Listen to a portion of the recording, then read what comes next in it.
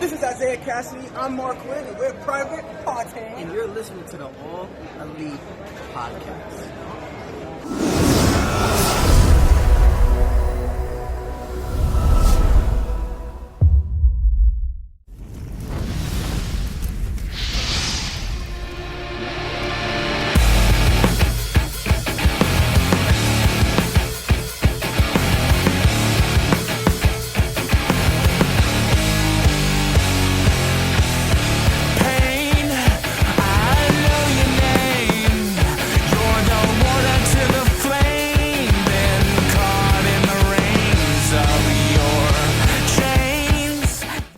What's going on, guys? Welcome back to the All Elite Podcast right here on the No Holds Barred Network, your source for all AEW content and more. I'm your host, as always, of the All Elite Podcast, your self-proclaimed greatest host, Kyle Masters, and I'm always joined by my co-host. She is the Executive Vice President of Giggles, EVP herself, the Heartbreak Chick, Tiffany, live back from Chicago after being at All Out.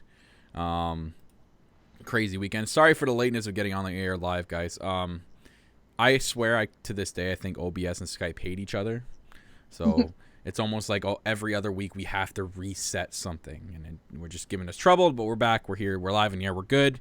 No issues like last time. We're waited before we got on the air. We got the intro good. We got Isaiah Cassidy and Mark Quinn saying hi to us. Hi. What's going on, bud? I'm invited to the party. It's You great. did. You got invited to the party, which we'll get into in this episode. Yeah, Tiff was there live all weekend for All Out. She's back now at home. She's got loads to tell us, which we'll get into in this episode. But, guys, welcome to the All Elite Podcast. If you're new to the podcast, where myself and Tiffany go over everything in the AEW world, especially with the crazy news that happened right before we went on air. Of course, but I mean, we got the news before we went on air, though, Tiff. That's one thing. Usually it happens while we're on air, but this time we got it right before we were on air. So we have some news about something that happened in the AEW world just recently. I'm sure you guys are all aware of it. We'll touch base on it. Also, we go over do we do Being the Elite reviews, and we do the Road 2 reviews when they do that. I'm not sure if they're going to continue those going forward. We'll have to see. And just like this episode, we do pay-per-view reviews and predictions. So this one will be the review. Our predictions are live on the channel right now. And yeah, I guess I might as well get this out of the way. Congrats, Tiff. You are still the prediction queen. So, applause in order. Sure. I need a bigger crown because I'm kind of a big deal. And, like, you know. Oh, man. Oh, my crown. Jesus. Yeah. For now. Yeah. I'm coming for that crown. You ain't coming for Just like shit. AEW, this is going to be a slow build. This is going to be a slow build to my championship victory. You thought my prediction. I'm going to get the biggest pop. You ain't get shit, okay? You get smacked, okay? Hey, you only won by one prediction point, okay? That's all I'm going to say. Just by one. What are you talking about? It was 2. I thought it was 1. 2. I don't know. I have the sheet right here. We'll have to go through it when we do the predictions there, Tiff. Or do the review. Yup. I'm going to reach over here. I'm going to get here. And what was the other one? Oh, Jimmy Havoc. Yeah. That's 2. So, That's 2, though. Yeah. I'm ahead by 2. Okay. Well. Doesn't matter. I won. So. Sure. I just gotta rub it in just a little. Anywho. Crown next week. Just saying. Yeah, she's gonna lose the BK crown. Yeah, I need to upgrade. It's not a BK crown, by the way. It's not from there. So it actually came from Party City, believe it or not. So stop calling it the Burger King crown, because it's not the Burger King, and I don't. Just saying, it looks like those ones you get from like the Happy Meals. No. Come on now. Anyways, thank you for everyone who's joining us live here on YouTube, Twitch, or Twitter, wherever you're going to be watching this. And to all those in the chat, what's going on? I see a bunch of you guys in there. What's happening? I can see the Queen of NE. We were just in her chat, rating her chat, so I guess she's here to rate our chat. I hope you feel better, Queen. She's under the weather from Chicago. I kind of threw you under the bus, Tiff, and said you got her sick, but you missed that. You missed that part of the chat. Okay. Tiff, you got her sick. Shame on you. Shame. Don't shame me. I wasn't even sick. I think it was the frickin' sniffer. Okay, don't look at me. He's one of leaders of the Following me creepers. around. Oh, Ugh. you found me in Chicago. Anyway, let's move on. Let's Like, move on. seriously. Should we Uh, say Fat Pharaoh? Let's say hi to Fat Pharaoh. yeah, we'll say hi to Fat Pharaoh. Hey, Fat Pharaoh. He's had an interesting weekend, and I think yes, he's got something to tell us. I think. Yeah, he does. He's got a friend. He's got a friend. Pharaoh and Fat Pharaoh finally meet. Look at this. Wow. They were drinking together. I saw that. We'll get to the guys- pictures. We got some pictures of that. Yeah. So, but yes, Fat Pharaoh. And Pharaoh meeting for the first time here live on the podcast. If you guys are listening on the go, make sure you are coming back and seeing this. This is crazy. You don't want to miss this. We have Pharaoh and Fat Pharaoh. Mm-hmm. And Fat Pharaoh got a lot of attention in Chicago, I heard. He did. He was more over than I was. Like, Oof. You were over? my list is over. Okay, Okay. whatever. There's just so much that's gone on within. I was only there like 2.5 days, and so much went on. It's crazy. But anyway, I don't even know like where you want to start because it's just. Well, we'll start like we always start, guys. And that Okay. is by following us on social media. All Elite Podcast. We have 3 forms of social media for you guys to follow. We got the All Elite Podcast on Facebook, the All Elite Pod on Instagram, and All Elite Pod on Twitter. Make sure you are following the correct social media links. And if you need help, why don't you just come on down to our YouTube page and make sure you hit that subscribe button and you're hitting the little bell icon for upload notifications. And you'll find on each one of the videos in the description box your way to follow us on social media. You can follow the podcast social media links and our social media links. Make sure you are clicking the right All Elite Pod on the social media links. If you guys want to take us on the go, we are available on the go on iTunes, Spreaker, Google Podcasts, Spotify, Stitcher Radio, Castbox, and iHeartRadio.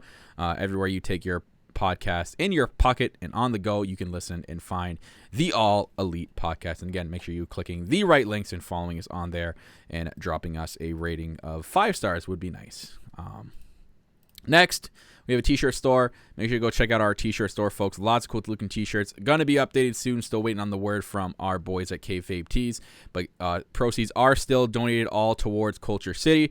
So if you'd like to purchase a t-shirt and support Culture City, you get a t-shirt out of it, and your proceeds are donated directly to Culture City. What a good deal. Do not miss this out on the AEP Tees. We got a Discord. Discord link is in the description below. Good way to chat with other wrestling fans out there and other wrestling fans of other podcasts and wrestling groups. Make sure you click our Discord link and follow us on there and chat with the other people in there. Also want to give a quick shout out to our boys, These Wolves, who make the official theme song for the podcast, Dead to Me. Go check them out, guys. They are available to listen to on Google Play Music and Spotify. Links are down in the description for you below again. And thank you to our friends at These Wolves. Awesome job with the song Dead to Me, and with more new songs on the way. So shout outs to them, our boys, These Wolves. Ow, ow, ow. We got a lot of boys, pretty much. I call Private Party my boys. Like, They're our boys. Got to give them credit, man. I love that theme song. It's awesome. So, giving them a shout out every single show because it's just so nice of them for letting us have that song. It's awesome. Anyways, and they're a fan of our podcast. So Tiff, you had an interesting weekend. it's been a crazy weekend. You still It was tired? funny. Yeah, I feel a little better today. I kind of was laid out yesterday because I did a lot, and you guys are amazing. You were you were laid out from All Out. Yes, I was laid out from All Out. Put that on a t-shirt. Oh, and oof. Oof. Oof.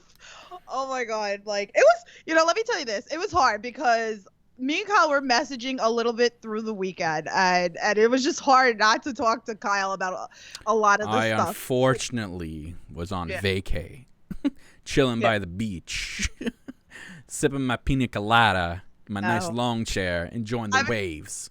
We were talking a little bit, so anything that was going around the world of like Starcast or anything like that, me and Kyle were keeping tabs, but I didn't tell Kyle anything about All Out, and I lied to him too because he asked me. He did. She did. Sorry, she did. I did his own good though. It took me a lot of strength. I was for the short time we were messaging. I'm like, Tiff, you don't know how hard it is for me not to open Facebook or Twitter or anything right now. I had every single notification turned off on my phone because I didn't want anyone to tell me anything about the whole pay-per-view. I didn't want to know anything. I didn't care if it was about CM Punk or not. I didn't care if it was about someone making an appearance. I didn't want to know about any result, anything. Zero. Notch. Because I got home, I went straight on, got the pay-per-view, turned it on, and started watching right away from the pre-show. I didn't want to know anything. Yeah, so I like. He was like, "Was there any surprises?" I was like, "No." I wanted to keep it like I wanted him to get a real reaction. I didn't want to like do that to him, so I told him no. There's a lot of people saying there weren't surprises. I'm like, did you guys actually watch the pay-per-view? Because there was a couple, and it was surprising, especially in the buy-in, and the main car had a couple surprises. I don't know what the heck people were talking about. Oh, there wasn't any surprises because those people wanted to see CM Punk, and that apparently that takes away out of the pay-per-view. I don't see how. It was a great show. It's great. So. It was amazing. The whole weekend was amazing. And like I said, whatever I kept tabs with Kyle was like people that I've met. I mean, you guys, like, I told Kyle this last night. I don't think I'm ever going to get used to people noticing me from the podcast. It's a really crazy experience. Yeah, tell them about people. Certain people in particular noticed Tiff, which got me crazy because I can understand you people out there that watch our podcast and say, oh yeah, I've seen you guys and blah blah blah, but a certain couple of people noticed her that shocked me. People who actually worked for StarCast. That right there. Noticed me. It was the craziest thing. I was like, they were like, I just watched your podcast, so like, thank you. Like, I was like, and then you go, well, let me give you. This hard. Yes, I weekend. Business card AEP. It's just crazy. It's just so. I mean, honestly, I've met so many different people who've done the Full Gear Challenge with me, people who are subscribers of us, people that I friended on Facebook, Twitter, whatever it is. It's just like I can't even put it into words. Especially like, it's crazy to meet that. And I'll transition on the screen. While she mentioned the Full Gear Challenge, you actually met up and seen our girl Amy and Adam there. Andy. Sorry, I said Adam. My bad. But there's our picture from New York when we first met them, all doing the Okada pose outside of G1. So you actually met up with her again and seen her there in Chicago again. So yeah, she's awesome. Yeah. They're both awesome. People like I jumped attack. I did a lot of jump attacking in Chicago. I did a lot of running jumping at people because I got super excited, and even Amy was like, she goes, I love you. She's like, you just came running at me. She was like to hug me, and it's like legit. Like the reaction, I told you guys how I am on the podcast is how you're gonna see me, and I was jumping people. I see people from far. People be running at me like. Let's just be clear. I will not be jumping anybody. I will be jumping. I'll have a firm, nice handshake. Good to meet you. Yeah, Margaret did take that picture of us. Did one of you steal the AEW World Heavyweight Championship? Well, it was really me. No, we didn't. I saw the picture that I took with them. If anyone's seen it. No, we'll get to that. But I met Maria. Yes. Maria, who we've interviewed on the podcast. I love her dearly. Like, she is amazing. I hung out with her at Datila most of the weekend. Mm-hmm. It's just, I can't. Like, you guys see me. Like, it legit means that much to me. Like, all the people that I've met and hung out with. It's just crazy. I mean, Kyle's got pictures that I made him post up. I don't know. We'll go through them now. How about now? We'll go through them now. Let's do it. Might as well. I call this the Tiff All Out slideshow. I don't have any music or anything, but we'll go through each one for you guys. So the one is from the Pro Wrestling Tee store, which you said was awesome. So we'll transition on the screen for you guys. You can kind of see a collage of photos going on and what's happening here from the left side of the 1 Hour Tee store and a Pro Wrestling store with all the cool looking windows on the outside, to her actually buying the private party t-shirt, which she said she told both of them that she was going to, and she did. She lived up to her word. You have her meeting a couple of fans with Maria down there, and the door with all the wrestlers' signatures, which is really, really cool. And then the most important part of the whole thing was you meeting the Young Bucks. Oof. And the perfect picture right there in the top left, right there, of Matt doing the Matt autograph. That was bucket list for me. This was one of the whole points of this trip was I bought the pop. It was like the Bullet Club pop, but I bought the pop of them, and I wanted Matt to do the Matt autograph to me. So I stood online for hours, but you know what? It went by so fast because you're just talking to fans, and it was just a great experience, a great time, and it's I'm flustered. Yeah. Oh my God! Somebody made a meme of me already. Like I want to look at like how she that looks picture exactly right there too. Yeah. Yeah, was, like the meme. At it like he was a snack. Like seriously. Nom nom nom nom nom nom. And Fat Lazo was there, and I was like, I was like Fat Lazo. Speaking of snack, so we have our boy Metal in the chat, and he mentioned something today on Twitter. Yes. What do you remember, Tiff? What he said?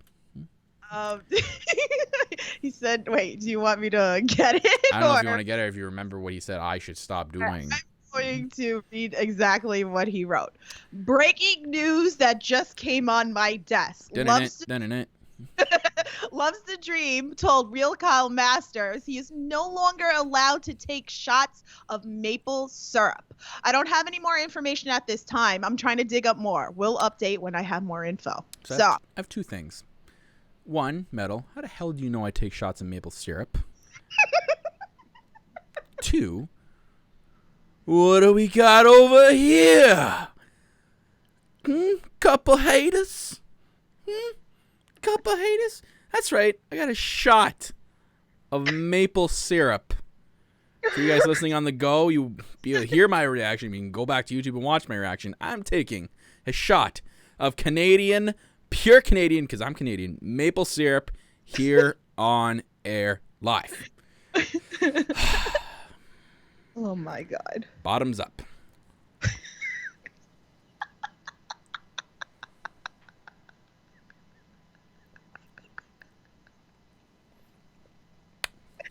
Are you okay? Do I need to fly up to Canada? Oh! Oh! Just like every morning. Ah! Every morning. That's just a daily routine here in Canada. Take a shot of maple syrup. Oh. Okay. We're good. Okay. We're good. Like, so We're good. yeah. That's just normal. We're good. So can you send me a bottle with my coffee candy? Yeah. So sure. send me. By the way, Double R Media said #justice for Leroy Photobomb. Oh God, which we'll get into soon. But we'll get into Tiff's travels around Chicago. So if you guys, Kyle has it. If you guys didn't see, we have the video of me meeting the Young Bucks. Oh yes, let's do that first. You guys saw the quick picture there of her in Chicago. We'll get into it in a second. But here's the video for you guys. We're gonna shut our mics off for a sec, for you guys can slightly hear what's going on. It's really tough to hear because obviously you're in a store with millions of people. Of her getting the Matt autograph, and then her trying to keep a straight face, but Nick was ruining that because he was laughing. Okay, just so you guys know, I was like, it was obviously EVP of giggles, all right? Mm-hmm. And I think, I swear to you guys, I really think I would have kept a straight face, but Nick was dying in the background laughing. And I was like, and me hearing that, because everything else around me, I kind of didn't pay, I literally was looking at Matt like a snack, okay? So I was in the zone with Matt, but Nick was in the background laughing, and I was like, shit. So you guys will get to see the video right here. If you're listening on the go, apologize for just hearing the sound, but come on over to YouTube and re-watch the video. So here it goes. Here's the video from Tiff meeting the Young Bucks at the Pro Wrestling Tees store. How are you? All right. Here, we'll let Nick go first. That's the main event.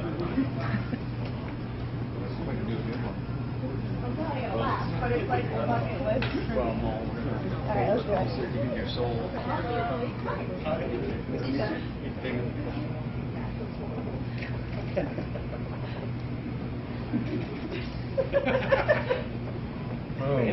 how good that is too. Thanks, man. That started Japan. Awesome. That was great. He's so hot. Oof. Oof. He's been moved up on the list of husbands, by the way. So Whoa. he's number 3. Okay, he's moving up. Mm. All right. Anyways, back to your travels. Chicago. You were a bunch of places. You went to this bar that had wrestling themed drinks, which was pretty cool. That is probably the coolest thing I've ever seen. It was at Starcast. Okay, it was at Starcast. Yeah, the bar that was at Starcast. If you go up, that's where they had the list of all the names. So that was pretty cool. But you had some Chicago that's deep dish pizza, the real that's how they do it, right? They do it upside down with the sauce on top. Oh my god, it was so good. And I said this to the waitress. Okay, not only that I'm from New York, okay? It's also the fact that I'm Sicilian, okay? And I know Kyle's given me shit for this on other episodes, probably on the That Ass podcast, but I say mozzarella. And Mozzarella. That's the Italian way to say it. I can't say it any other way. Was there a lot of mozzarella cheese on that pizza? That's the Sicilian way to say it, okay?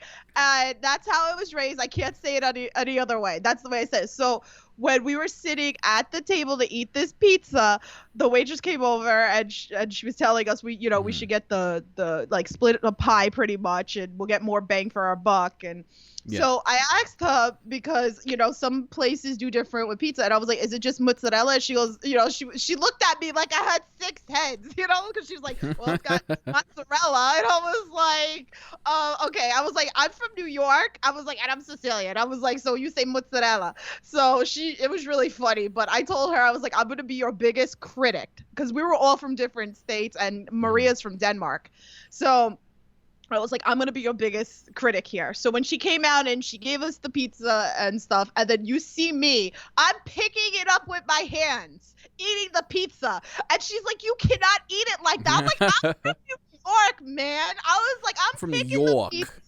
I was like, and I'm eating it with my hands. And then she's like, you got to do fork and knife. I'm like, what is this fork and knife crap? I was like, anyways. So, but it's really freaking good. And then we got that deep dish chocolate chip cookie with the ice cream and cream on top. And then you saw our boys at Culture City, or our group at Culture City there. It was I guess that's where their truck of all their stuff that they were breaking into the Sears Center, which was pretty cool. You in front of the Blue Chew sign. Okay, that is for Smart to Death Anthony, because he is sponsored by Blue Chew. And Blue Chew, I mean, if you ever want to sponsor us, saying Tiffany got a pretty good advertising poster right there for you. Absolutely. And then, of course, you got to go to the all-in sign the plaque right outside the arena this year's center. It was part of the bucket list that I had. It was so important for the podcast, and it was so important with you guys that I had to find this plaque, which I don't know if you want me to tell the story about the plaque with a certain wrestler that we interviewed on the podcast. Yes. So something happened around that time you get in the picture with the plaque. So let me just back this up.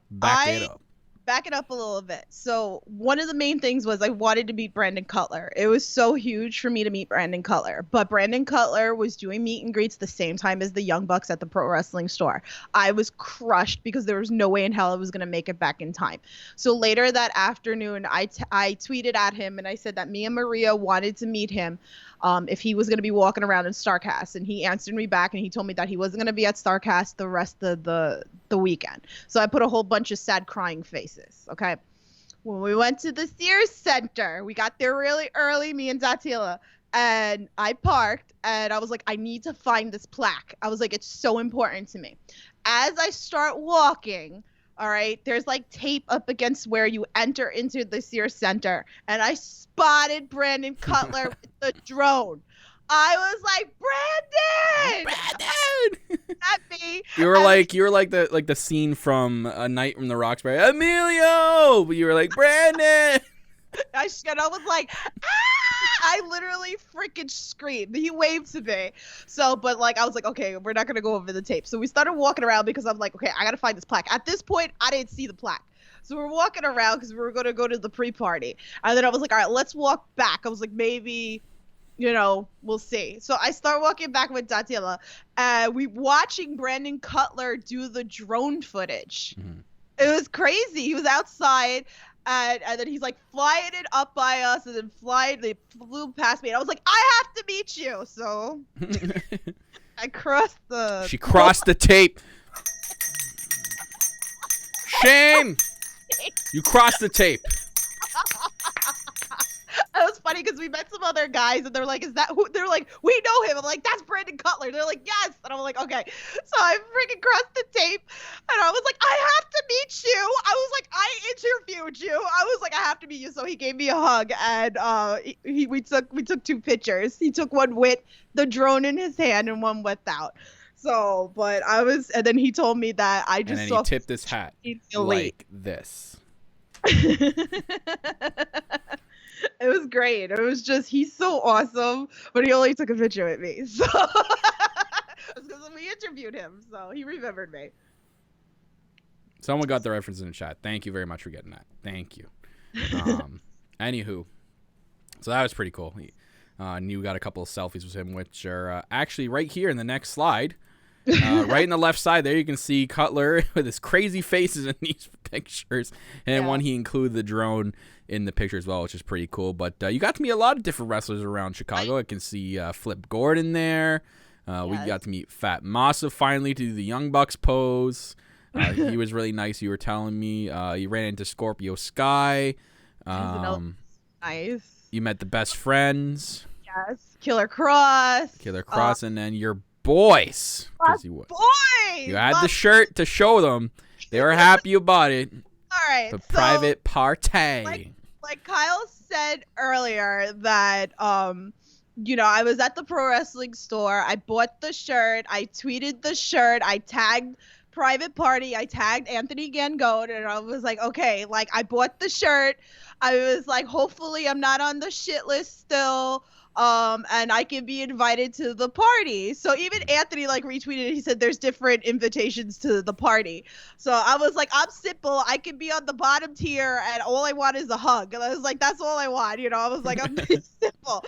So Isaiah welcomed me to the party. So I'm invited. So later that night, we went back to StarCast after we had our pizza, and they were doing a panel, the stereotypes. So when they got off the stage, I was like, I gotta go find these guys. I was like, I have to find, because they were doing the meet and greets as the same time as Young Bucks. So I was like, okay. I was like, I have to find these guys.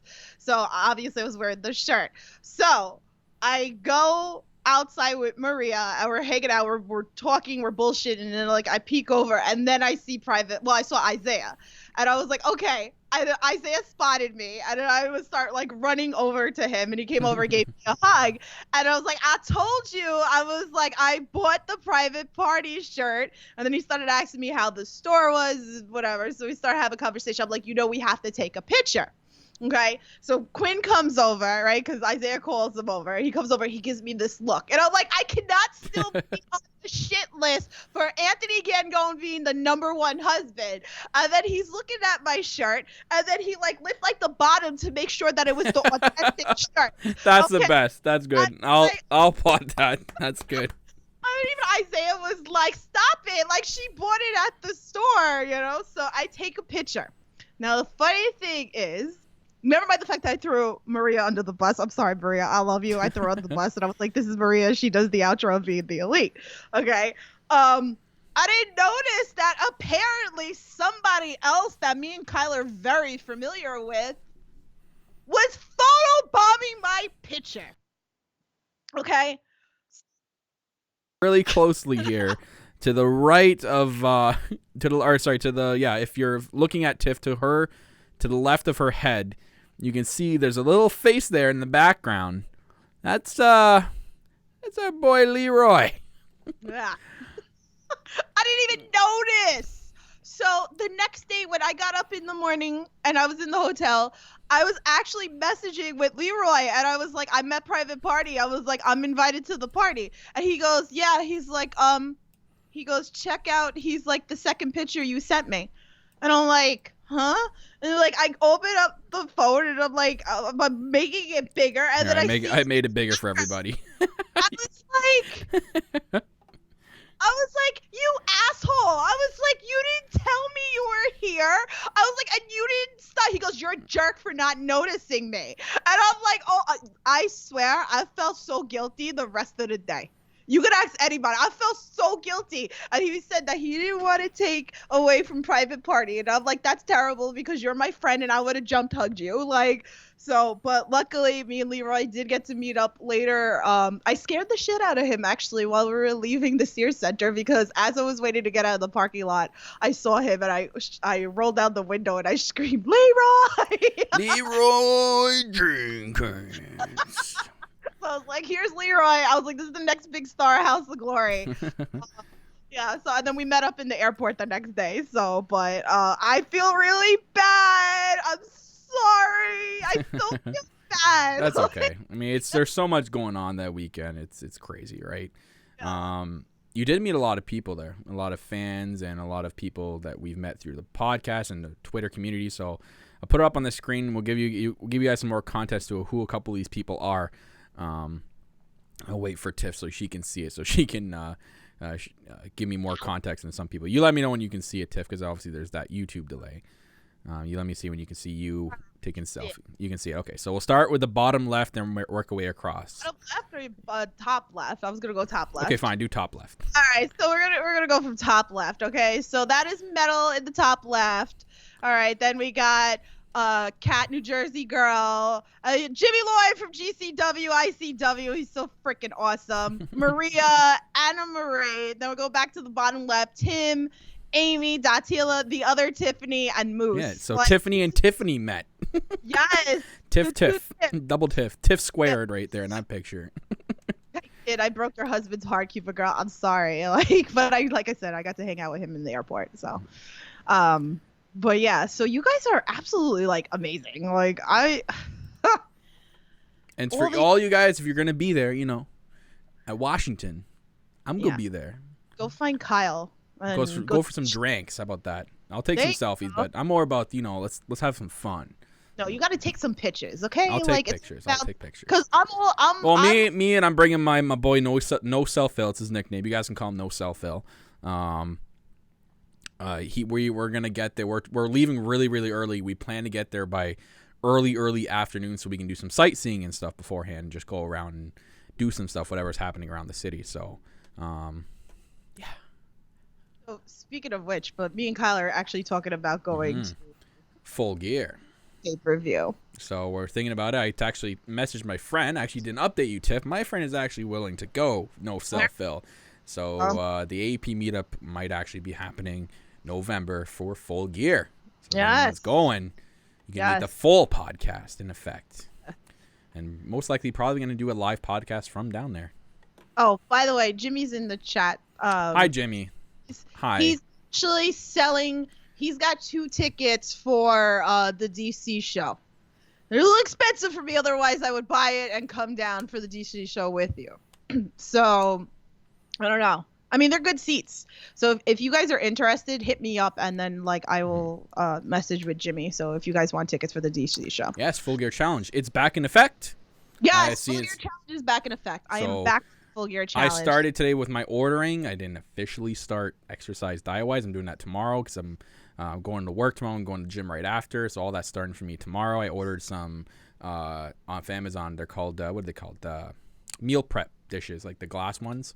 Okay. So I got a couple of those on the way from Amazon. Should be here by tomorrow, the earliest. So I'm excited for that. And I'm excited to get this Full Gear underway again because I did fail halfway through last time.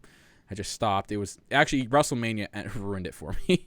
But this time there's nothing in between now and then except for Washington, which that'll be like my cheat day. I'm not gonna go as hard. I'm gonna go hard. Not as hard. I'm gonna limit myself to 1 cheat day a week, just one. And I'm not gonna go like, go to a buffet and eat everything everything in sight.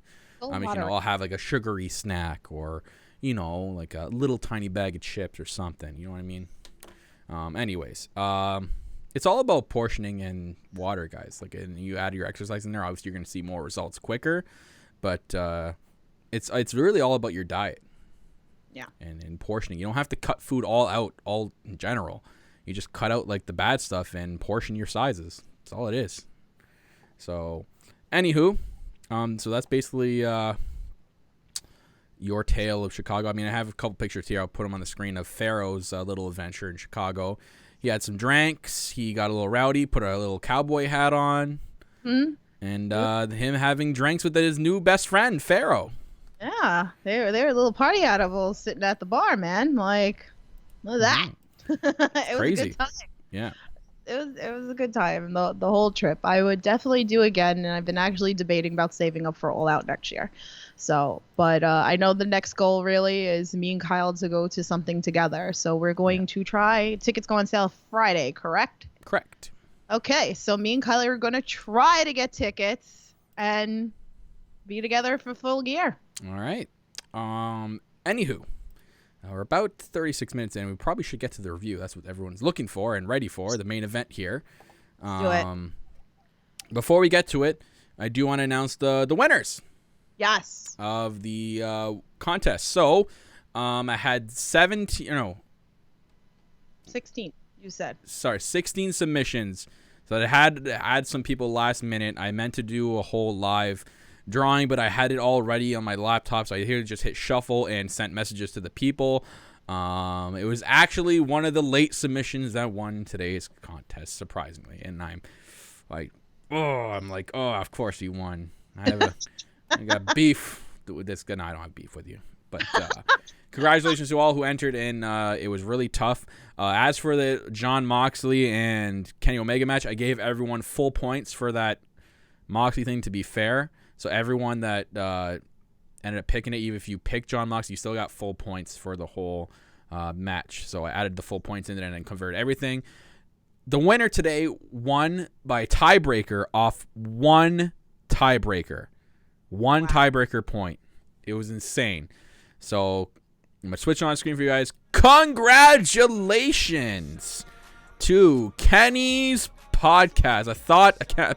A Kenny for your thoughts. Podcast winning first place. Of course, Kenny. That's my side bitch.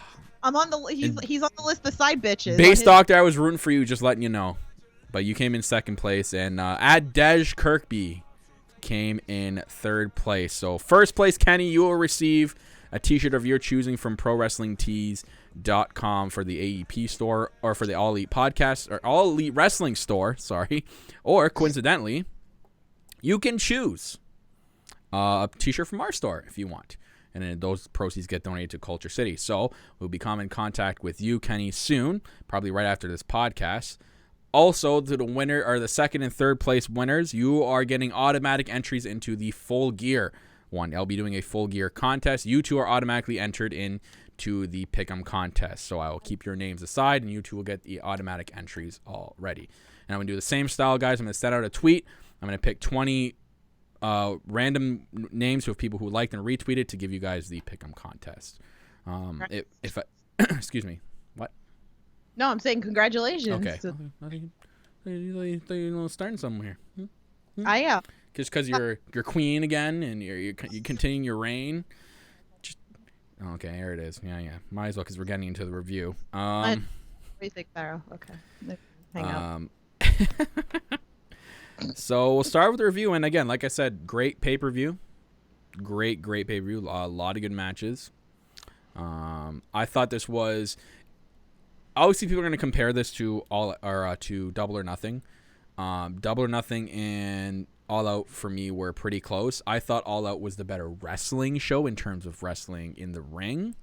Double or Nothing had a lot more surprises, and there was just a lot more hype because it's the first ever event.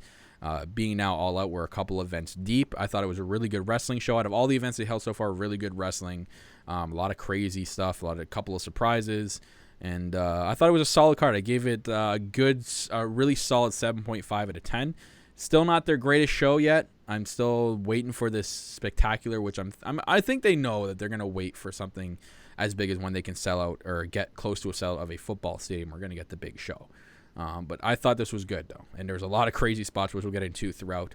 But I guess we can start off with the buy-in.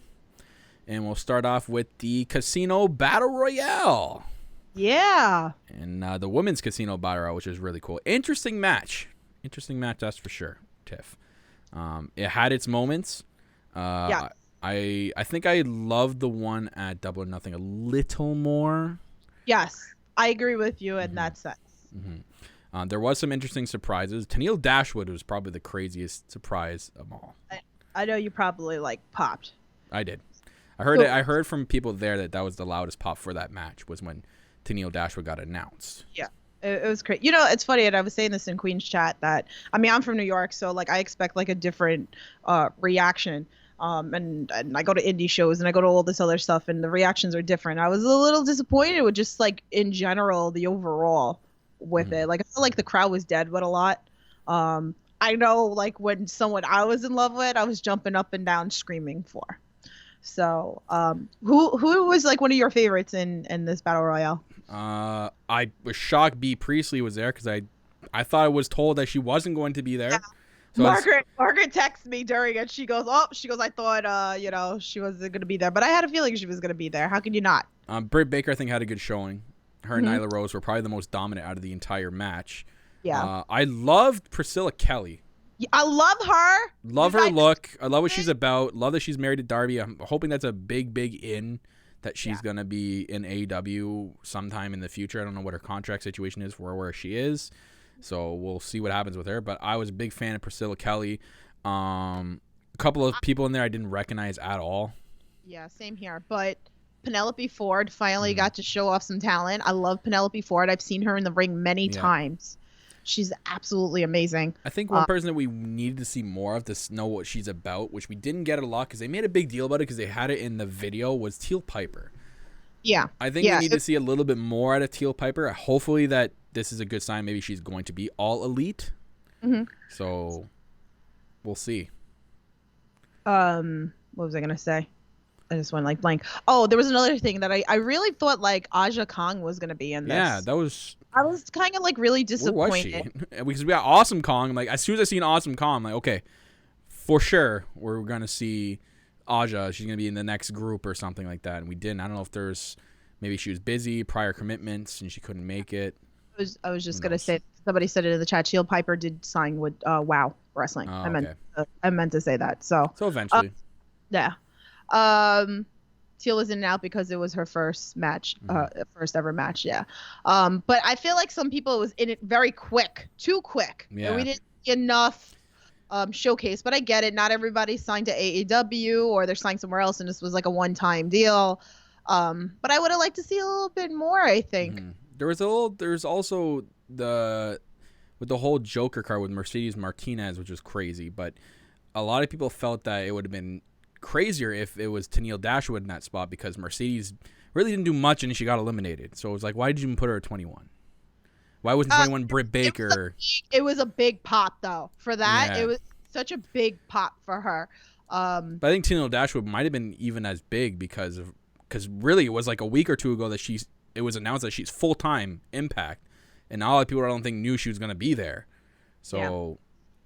I kind of laughed at the whole Leva Bates thing, that when she went over the ropes and I was putting the books down. And you know what's kind of sucked is when you're sitting here watching these events, you miss out on a lot of stuff, and then you got to go back and watch it on the pay-per-view to go see it. I didn't see that he was laying down the books and her walking towards it. It was pretty funny to me, but that was crazy. I didn't even think of a Mercedes Martinez. He was thinking about what women are out there that could show up. That was crazy. But Nyla Rose ends up winning, which is a nice twist and good for her. A lot of people, and us included, expected Britt Baker to come out here because of how she was even promoted in Chicago. I heard she was very much promoted there and how they've been promoting her. Signs pointed towards her winning. But the feud is not done with her between her and Bea Priestley, because Bea Priestley made that big drag in her arm and causing Nyla Rose to eliminate her. So I love how they're slowly building that feud and continuing that feud. That's gonna be great. And I feel like we're still gonna continue the feud with Allie and Brandy. I think that's gonna continue on as well. And then I think eventually, like I said, I think we're gonna get Aja and Awesome Kong. I just don't understand like why she wasn't in this, battle royale. So that was interesting. So I mean, battle royales are where they are. A lot of people are not fans of it. I'm okay with them. I just love the concept, the casino battle royale. I love that concept. So I'm glad it's what we're gonna get. Looks like for all the buy-ins, which is pretty cool. Yeah. I know that they mean something. They're not just random battle royals that mean nothing. Next, we had our boys Private Party against Jack Evans and Angelico. Yes, I popped so loud. Okay, I popped so loud. I was rooting for them. I think I heard you on the TV screen. You probably did, because I'm the one screaming my brains out for them. So if I know you, like I'm gonna scream my brains out for you. So yeah, I popped very, very loud for these guys. So it's a very good tag team match. It's a very, very good tag team match. I love both teams in this match. Both had good showcases, I thought. They both wrestle like a similar style, so it worked for this match. It's basically a very good preview of what's to come in this tag team division. You want to know what AEW is about and their tag team and how they're going to showcase them and be the best tag team division on the planet out of any wrestling company. This match right here is a match you watch to know what they're going to be about and to solidify themselves as the best tag team division out there. They've done it with this pay-per-view, 100%. I told you guys, these guys are the real deal. I've been following them for a while. I've seen them a lot in House of Glory. They're just great, and I'm in love. And you're right, the gin and juice is my favorite. Oh, it's such a sick move. Love oh my it. god, I pop. The crowd was getting very behind Private Party. These guys are going to be huge in the division. They're up there with like Boy and his Dinosaur. These guys are going to be the most over teams in the division. Private Party with a win. Incredible ending to the match. Again, like you said, that insane finisher. I thought the Angelico and Evans heel turn was nice. The whole attacking after the match.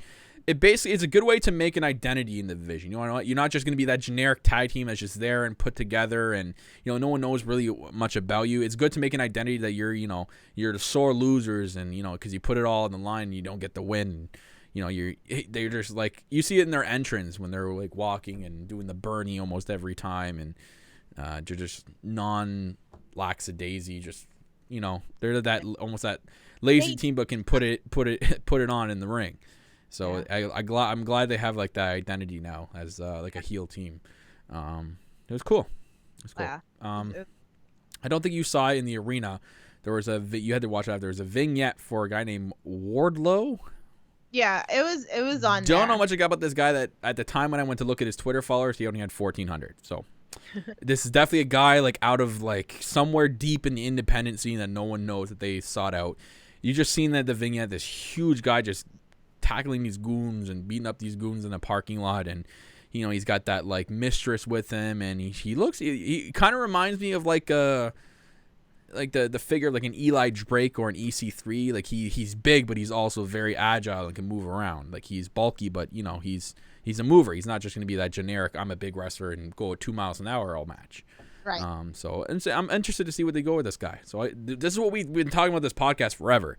AEW's going to have their stuff with regular people we know, but they're also going to be that wrestling company that builds new stars as well, and this is going to be one of them right here. Is Wardlow. Looks like they put a lot of stock in this guy to show a vignette, especially at All Out. So we got to keep an eye on this guy. All right, so PW Fandom said he's been around since 2014, but he's really picked up the last couple of years at IWC Wrestling. Okay. Keep a Girl said Wardlow has Brian Cage feels, so we'll see. I know a couple of people know who it is, because I know Metal was talking about it a little bit in text to me. So, to me and Kyle, he's new to me and Kyle. So, I'm excited to see where we go with this. But I'm very excited about builds. This is so important, because the casual fan might not know who this is. So exactly. I'm a casual fan in this sense, and I want to see the build up for this. Apparently, someone pointed out that his name was on the whiteboard for weeks. I have to go back and watch that. It's a name where you're like, it's crazy that you noticed that. I probably would have seen out there. I'm probably like, it's probably like a name for a pay-per-view or something. Brad notices everything, and he'll tell us that we need to research. That's Brad. Sorry, Brad. I'll make note of names I see around and write a list down. Then we had an MJF promo, which was really the audio issues with that promo. It was weird. I think there was something going on. There was a big chant happening in the arena. I don't know what was going on with that. I don't know if there was some chant. I don't know if you were there. So do you know what the heck they were chanting? I don't even remember. It's all like clumped together. Anyways, so we start the show off, and we had the Culture City family singing the national anthem, which is pretty cool. So I think doing another thing with Culture City, which is amazing. And we open up how I thought we were gonna open up, and that is SCU versus two boys and their dinosaur, I guess they're called, the triple team. Marco Stunt, Jungle Boy, Luchasaurus versus Christopher Daniels, Frankie Kazarian, and Scorpio Sky of SCU. Cut the whole SCU promo in the beginning. Loved it. I love these guys. All about them. The one thing I want to point out here is the team name they put on screen really quickly. You didn't see it, Tiff. Okay. But they named the team of... Right? Huh? They messed up? Is that what it was? I don't know. But when Luchasaurus and Marco Stunt Jungle Boy came out, it said Jurassic Express. Oh, I think, was that the name, though? Like, that they gave it? I think so. He was talking about it, yeah. I kind of skimmed through like the pay-per-view because like I just didn't have enough time, so I'm kind of when you rewatched it, yeah. Just so you guys know, so I'm kind of going off of me being there. So this was a good opening match. I thought SU did a good job of putting over the three right at the beginning, and because the crowd was so hot and they're so behind Luchasaurus and Jungle Boy. I think more so Luchasaurus at this event. They were really, really high in this guy. And this guy's awesome. He had that huge diving spot on the outside that, for a guy that size to do that, is incredible. Let's just going to point that out there, ladies and gentlemen. That's not an easy thing to do with this guy at his size. Luchasaurus is amazing. And for people who already know what he's about, like it's going to be crazy to the people like me who don't know a lot about him and watching him now, and just falling in love with him even more. I love, and this is because I know Marco Stunt. I've seen him here so many times. Like, I love the floss dance. It just makes me laugh. And I love when Christopher Daniels kind of did it. Yeah. I lost my shit. I was like, yes. This is amazing. This is exactly what we said in the prediction. This was going to be a fun and entertaining match, and it was. It had its good spots, some crazy spots. It was awesome. I enjoyed it. And I know Marco Stunt's not a lot of people's cup of tea, but he's here. It's different. Again, AEW is the alternative. If you don't like it, there's the door. But you know what I mean? Like, this is just, it was great. I loved it. And then crazy finish. I got you on this one. Got you on this one. We had the DME, the double melts, the double Meltzer ever, I think they called it. So basically, he has him in like the double tombstone, and then Christopher Daniels does his like moonsault, and then it's just an insane looking finishing move. They did it to both Jungle Boy and Marco Stunt. And SCU picks up the victory. Yes. And SCU showing actually great sportsmanship after the match. And shaking their hands and raising their hands, which is pretty cool. So it was a good match. I enjoyed this match. Mm-hmm. I was a little worried though when I lost this prediction. I'm like, shit, Kyle's really gonna freaking kick my ass in these predictions. I was really worried. For now. So. Best Meltzer ever. That's what it's called. Yeah. And then we had the second match. Threw everyone off guard, including myself. I was like, what? But it made sense because obviously it wasn't the original match we were supposed to get, and they need to do something. I think it was kind of still misplaced in the card. I feel for what we got in this match, they could have placed it somewhere better just to keep the crowd, to me it took a lot out of the crowd at that point in my eyes. But we had Kenny Omega versus Pac, a dream match of sorts. Happening at All Out. A quick transition from Moxie's injury. Pac actually showed up and takes my fantasy theory in the water, but that's okay because I said I still would enjoy the match even if he was there. But he showed up. Wow, wearing a heavy leg sleeve. I told you that leg. I'm like, oof, that scared me right away when I seen that. I'm like, oh, I hope he's 100%. I'm like, oh, like I cringed really hard. I'm like, oh, I'm paying attention to this match. I had to write my notes after the match because I'm like, I have to pay attention to this match. Like, stuff's going to happen like crazy here. Interesting note from commentary, because you didn't hear this, Tiff. Commentary mentioned that they think Kenny has had such a shaky start in AEW. Maybe he's left his heart and his love in wrestling in Japan while transitioning over. And that was awesome. I love the commentary team that they had today, especially they had this. It was made official with Golden Boy. They had Golden Boy, JR, and Excalibur, which is a pretty sick team. I know Tony Schiavone still got his prior commitment, so he's not going to be there all the time, but he's going to be there when he can. But this was a good team as well. So that mentioning that was really, really cool. I thought that was awesome. It was just a little note. Opening match was pretty cool as well. There's the 205 chant I was dying at. I'm like, oh my god, they're actually chanting 205 at Neff or at Pac. So disrespectful. That's not like I felt. I don't know. Like I always. It was good. It's good to troll him though. You saw he looked at the crowd going, oh yeah. Oh, like I said, I've got into like AEW with a completely different mindset. So like I'm not even looking like John Moxley. When somebody says Dean Ambrose to me, I'm like, what? Like, cause I'm total mindset into AEW. So I just feel it's kind of a little disrespectful. But that's me. Oh, come on. Anyways, very even back and forth throughout. Definitely lived up to expectations in my eyes for sure.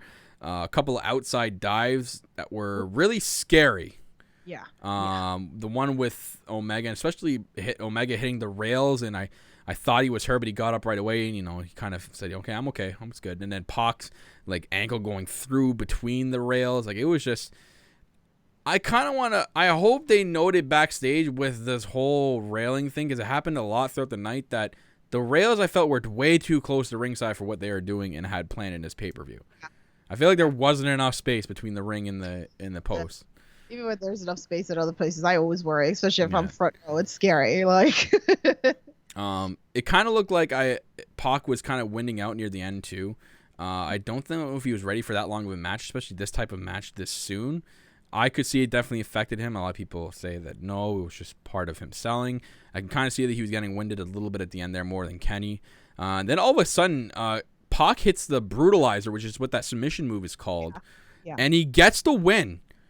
I was shocked. Everyone they did the whole like you know what it reminded me of when Undertaker lost to Brock Lesnar. The whole crowd stood up and just it was like a big gasp. You can hear the air escaping the arena when Pac won, and he wasn't by submission. He was out, so it was TKO. Like he knocked out. He didn't tap, and a lot of people that were confused, like I confused, like did he tap or did he pin him? He just passed right the hell out, and the referee called it. So this was an upset. This was huge. I wasn't upset because I won this prediction, so I was happy. So, but this doesn't make Kenny look weak. That's what I love about the pass out. It was really good. It was a really great match. I really enjoyed this match.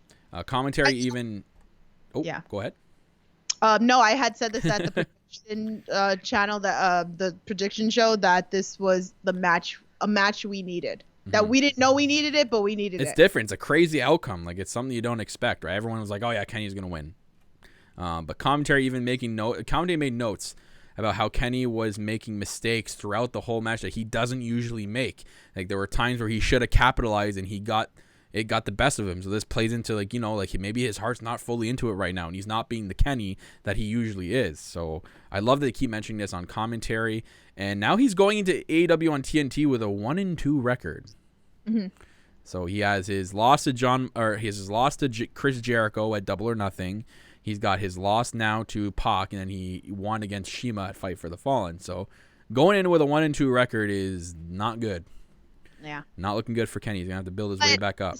Somebody even said it in the chat. It's going to be kind of like a slow build, like how it was in New Japan. So I'm okay with that. And I'm also, like I've said this also with AEW, not everybody from the elite has to win.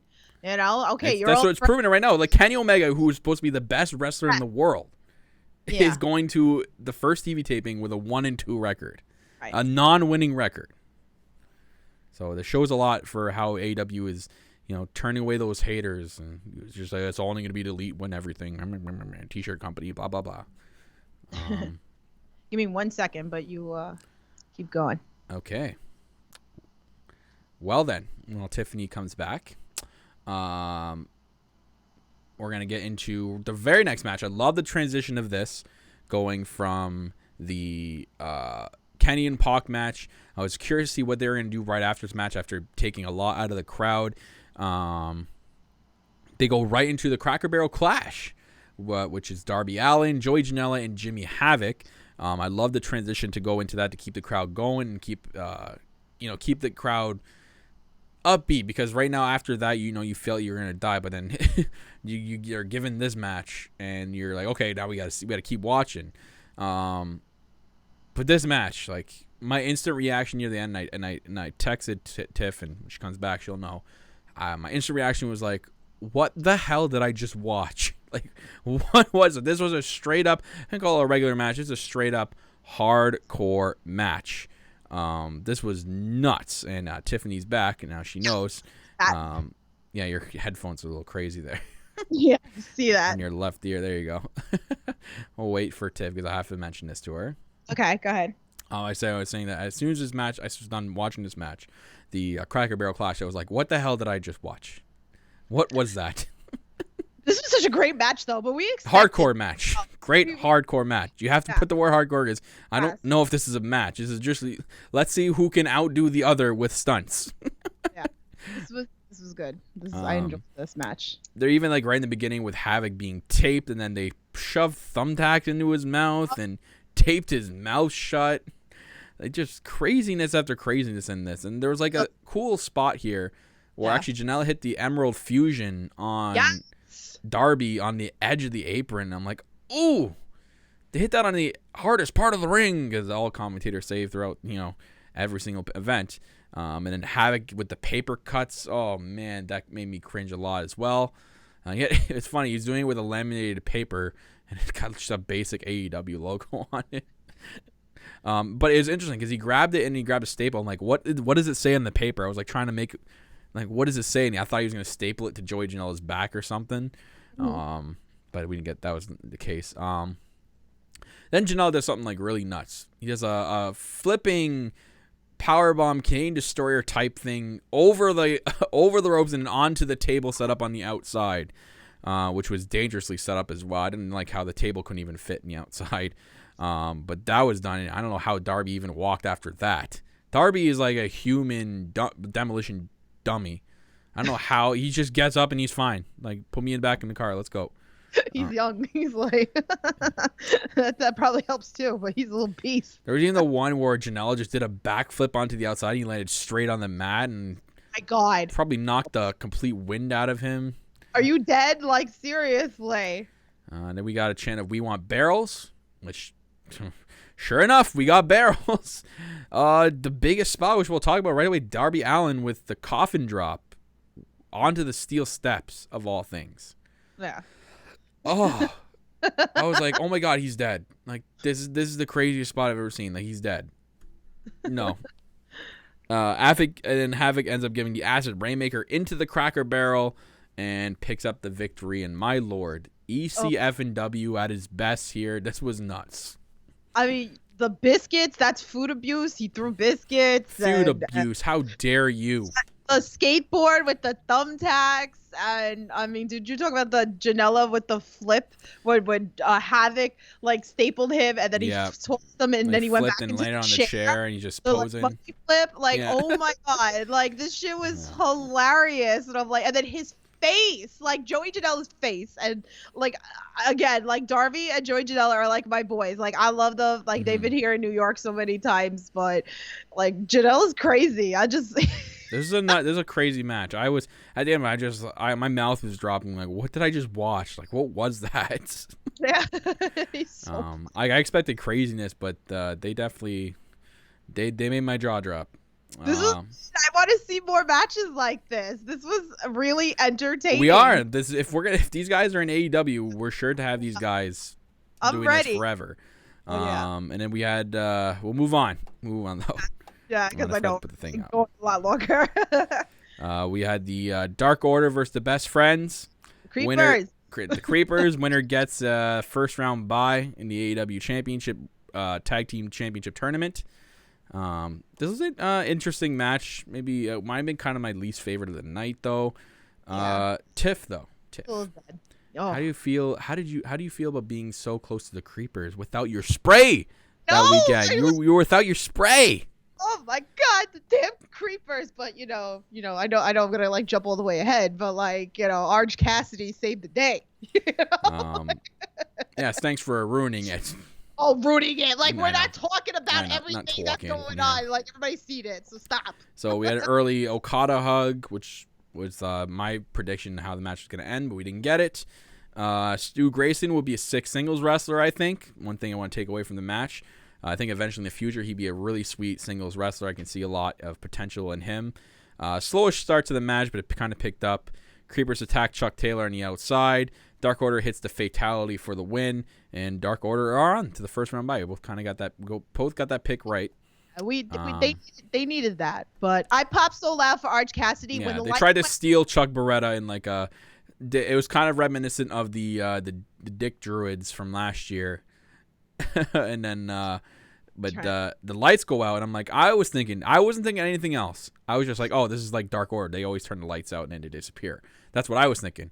And all of a sudden the lights came back on. I saw Orange Cassidy. I'm like, no. I popped so hard because when the lights went out, I saw him from afar, and I was like, it's Orange Cassidy. And Dante was like, how you know? I was like, I know my husband. I'm number 2 on the list. I was like, I know my husband. So I popped so hard. And can I please be in between that sandwich of Trent and Orange Cassidy? Oh my God. But the tope suicida to do with your hands in your pocket, that's nuts. You're putting your life on the line there. Like you're going through the ropes with nothing to break your fall, but the people holding you. Don't know Orange Cassidy. That's how he wrestles, and I've been following him for a long time now. And a it's lot like of people are giving him crap too. I'm like, come on, this guy is awesome. It's different. It's a different style. It's a different gimmick. It's not the same gimmick as everything you see out there. I like what he brings to the table. He's really like athletic and he can really wrestle, but this is his gimmick. But he can legit wrestle when he's gonna wrestle. So I'm telling you guys, he's just fun and it's entertaining, and I just love him. And yeah, just got the best friends hug with Orange Cassidy at the end. Me in the middle of that. By the way, that match put him officially on the list of husbands, guys. So Trent is officially on the list of husbands.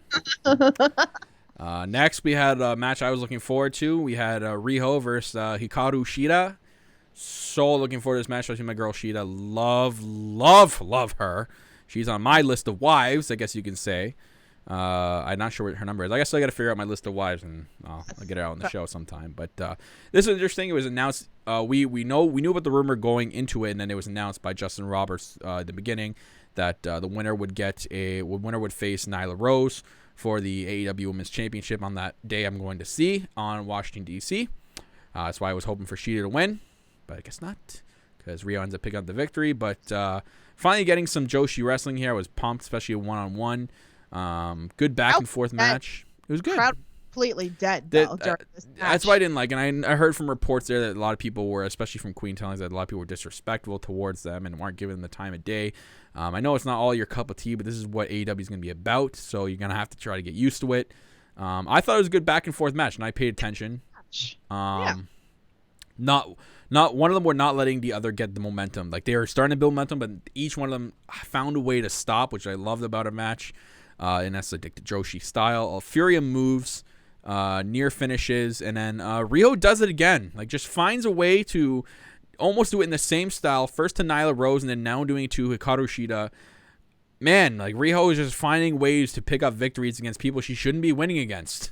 Right. It's awesome. And now she has a huge test against Nyla Rose on AEW on TNT in the first ever Women's Championship match. And I'm telling you, Tiff, like, all signs are pointing towards Nyla winning, but we cannot count Riho out. I know we can't. This could be, and I made mention to it in Queen's chat, that this could be, if anyone remembers, the Monday Night Raw where Mankind won the championship. That was the big, huge rating steal from WCW.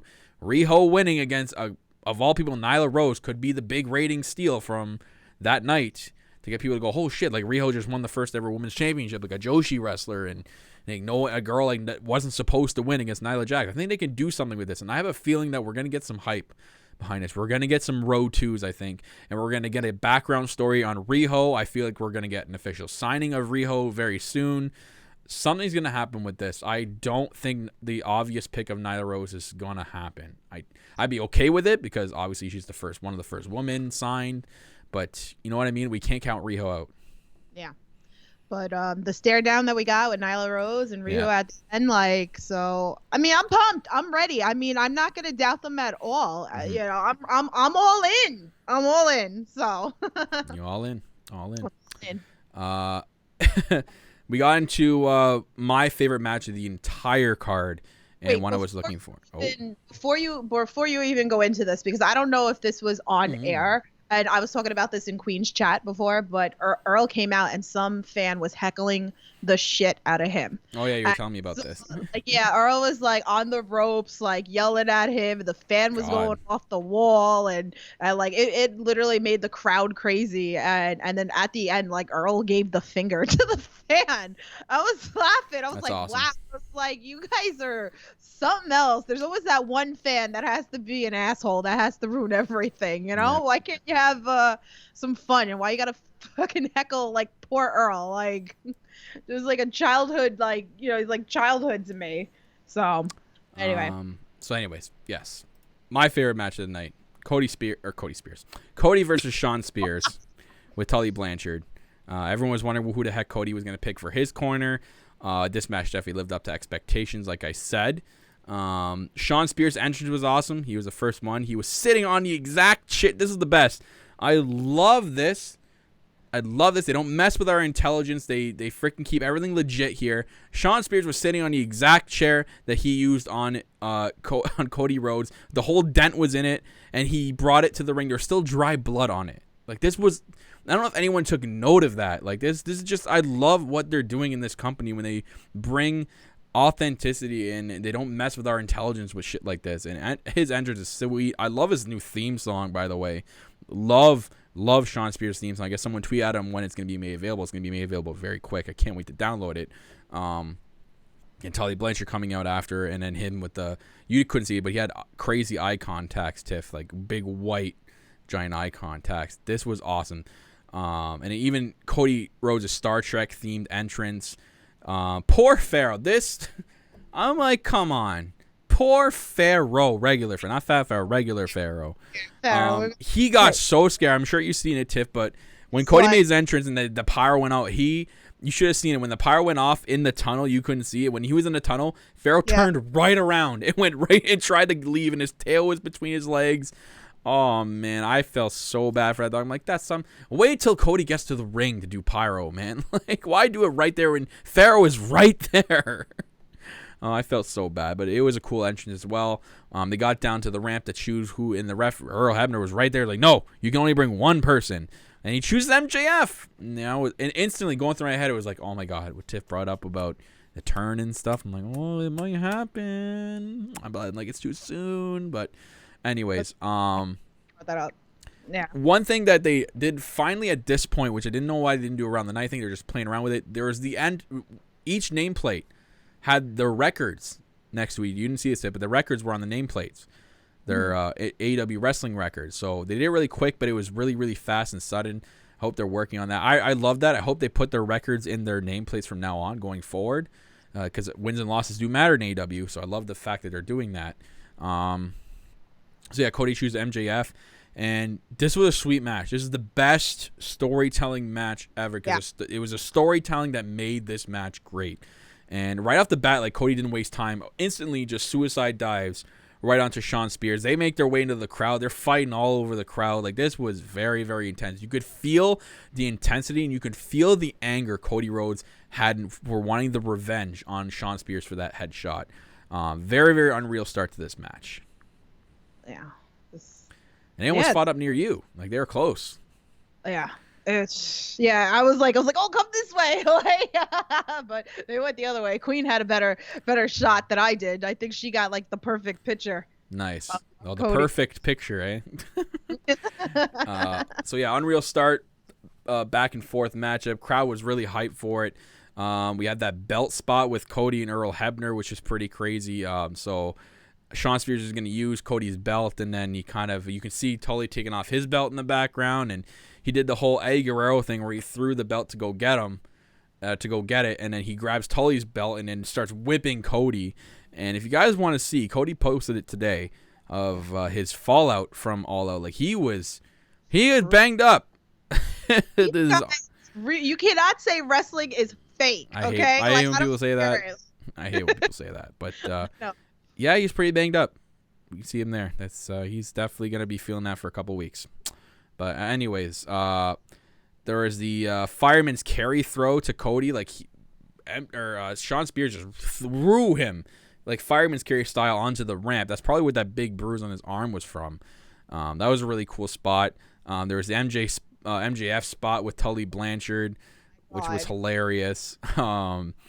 Arn Anderson spot, him coming out and giving the double-A spine buster to Shawn Spears was amazing. That was a surprise. There's one, guys. That's a huge surprise right there. And I don't think people picked Arn Anderson to maybe be in Cody's corner, but when he didn't come out, I'm like, okay, he's probably not there. But he comes out, gives a double-A to Shawn Spears. It's awesome. More storytelling into this match. And then Tully and Arn going at it. Like, that was nuts. Then there was the chair spot. Ooh. Where everyone thought Shawn was going to hit him again, or it was going to be Cody to hit him. Kind of not really backfires, but Cody chooses the right decision, and then he's able to throw the chair at Shawn Spears for him to catch, hit the disaster kick, then hits the crossroads for the win. This was beautiful. I hate that my boy didn't win, but I love the way they finished this match with Cody winning in that style and looked very, very, even standing up after him win, just like crazy, like stare, an intense stare in his face. He was good. This was good. I really wanted Spears to win, though. Yeah, I think a lot of people wanted Spears to win because a lot of people are saying it in the chat as well. Yeah, but because he had such a good showing, you guys have to remember, this doesn't take anything away from Shawn Spears. This just proves how much faith they have in him to have a good match like that, and they're going to be looking back. The execs AEW, including the Bucks and Cody, are going to look back and say, this guy is going to be money for us. He can hang. You can have storyline based matches that are going to tell stories in the ring and have epic matches like this. Shawn Spears is money, and I'm not just saying that because he's my hometown boy. I'm saying that's a factor, but he is money. Even Peyton Royce put a tweet out saying that she was so happy for her husband, that he was like badass and pretty much so. But I'm wondering, like, is this feud gonna I'm hoping this feud continues. That'd be sweet. Or if maybe MJF and Shawn Spears start a feud. I'd love to see those two go at it. I mean, this was a really good match, and probably we saw, but MJF teased. If anyone's seen it really quickly, he grabbed the chair and he looked at it and looked at Cody for a second, and he's like, "Oh hey, good job." It's too soon. The slow build. This is slowly building. It's too soon. I love that they're slowly building, though. Yeah, it's got to be a slow build. It's going to be when we all least expect it. Because the payoff is going to be amazing. Yeah, it's going to be great. It's not going to be anytime soon. So the next match, which is basically the co-main event. Oof, it was right. Oh God, the match. Escalera de la Muerte. I was looking forward to this match for months, and I know a lot of people were like, we're going to see them again wrestle. No, every time that these two get into the ring, it is beautiful and scary at the same time because Escalera de la Muerte for the Triple A World Tag Team Championships. Young Bucks, Lucha Brothers, ladder match. This was nuts. This was the craziest ladder match I've ever seen. This was the spots in this match. Boy, I tell you, I'm sitting there going, how these. I said it in the prediction show. I'm like, I just want these two to be alive after this match is done. And I feared for their lives in this match for sure. This was definitely Escalera de la Muerte for sure. I love, by the way, my boys I Prevail for the themes for this pay-per-view. Love I Prevail. I've been listening to them for a couple years now. I love that they did the theme for the promo for this match and the pay-per-view. Love that. Just want to point that out there. But I was so pumped for this match. There's tables. That was one thing that threw me off. I'm like, oh, there's tables. Okay. Yeah. So it's a TL match. Right? No chairs were used, but anyways, I love a lot of crazy spots in this. I love the brother on brother choreography that they had. Like there were spots where they did brother on brother while looking at each other. Like I'm gonna do this to your brother. I'm gonna do this to your brother. And then they did like a choreographed spot. This was like different because it wasn't something that you're normally used to. So I think it told its own story, and it was just like that's something that was always going to be like talked about in this match. And it was funny because I was talking to James last night, and we were talking about that. I'm like, you don't ever see that them like one brother with the other brother doing the same spot against the brother. So, oh my God, scary. Queen's got to go in the chat. Thanks, Queen, for stopping by. Feel better. Anyways, the crazy spot I want to talk about, which was the crazy spot of the match. I thought even crazier what we saw after that. But the Canadian Destroyer off the ladder through a table. Like, poor Matt. Like, how do you survive? Like, guys, I'm sitting here telling you guys right now, how do you survive a Canadian Destroyer off a ladder through a table, not just onto the mat, through a table? I feel like Matt takes the I'll worst wait. Someone explain me how you survive. I'll wait. Matt always takes the worst bumps. Always. I don't know if you guys like noticed that, but I always notice that he always takes more of those bumps, and he is insane. That's why he's husband number 3. But I'm telling you, like Datila was like, "Are they dead?" And I'm like, with my hands over my mouth during this shit, like that was nuts. He said no more on Twitter. He was like, there was the double frog splash that was pretty cool through the tables, the thing to Eddie. Nick Jackson falling off the ladder through the tables. He got caught on the rope, which was scary too. And then the crazy spot here, this scared me, where Matt Jackson unmasked Pentagon. Yeah. And at the same time super kicking Ray Phoenix, a diving Ray Phoenix, which is pretty cool. But then Pentagon just no look pushes the ladder and Matt lands in the ladder. I know. And I'm like, oh no. I turned away. I'm like, oh no, he's dead. I'm like he's done for the match. And I was like, what the hell did I just see? And then then they did the craziest spot where they set up the ladder between the outside and the ring, and then they gave a double package pile driver, whatever they want to call that, onto the ladder. Lucha Bros climb up and win back their AAA tag team championships. And oh man, this was nuts. So they're climbing up, they're celebrating, but then we're not done. These random, I was so confused because at first, Tiff, I kid you not, first glance I'm like, oh, there's some people coming up to clean the ring.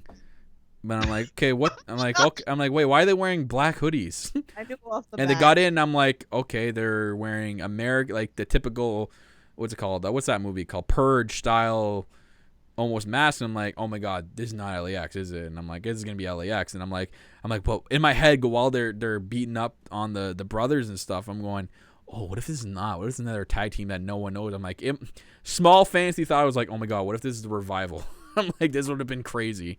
We all knew LAX. They finally take their mask off, and it's LAX, and the crowd went absolutely nuts. It was an insane surprise because we didn't know. We didn't know that they're actually going to show up. They were literally the hottest free agents out there, and they could have signed anywhere. Any company would have loved to have these guys. Now, it was funny because when I was at the last House of Glory show and that they were saying like their goodbyes to House of Glory, everybody started chanting AEW, AEW. Yeah. Then they said like, oh, I don't know where we're gonna land on. They were like making, but we all knew like they could have. I would have believed they went to NXT. I'm like, no way. You got to look at it like this also, and I said this with AEW that them saying that it's gonna be the best tag team. Yeah, I'm sure that was their decision. WWE, but this is it, Tiff. The money. You know that WWE would have thrown them a shit ton of money, especially NXT now being a third brand. They could start paying them like real branded wrestlers. They could have paid them a hefty sum to come to NXT. And like if you're LAX and you're saying, man, like, we love tag team wrestling, but they're offering us money that could set us up for our future.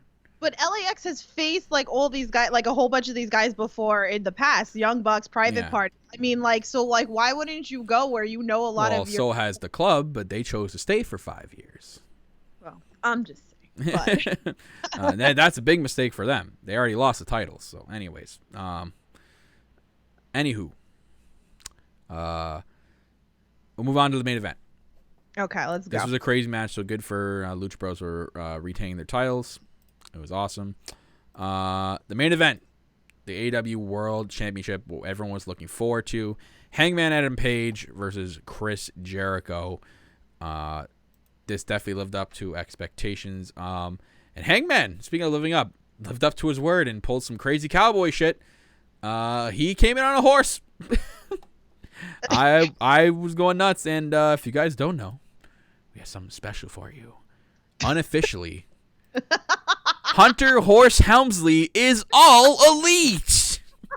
Whoever created that, Dun, that is dun, greatest dun, ever. dun, dun, dun, dun.